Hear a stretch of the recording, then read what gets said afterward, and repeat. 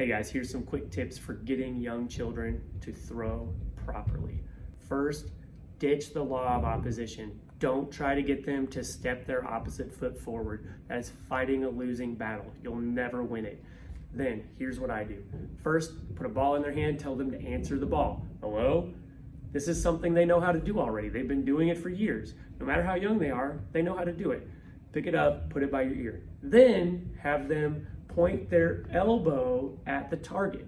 So now they've got the ball pulled back, they've got their elbow pointing at the target, and when they point their elbow at the target, that automatically puts their opposite foot forward.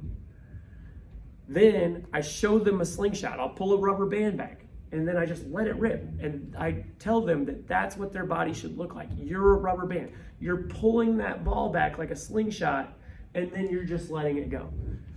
Those 3 tips. Answer the ball, point your elbow, let it rip.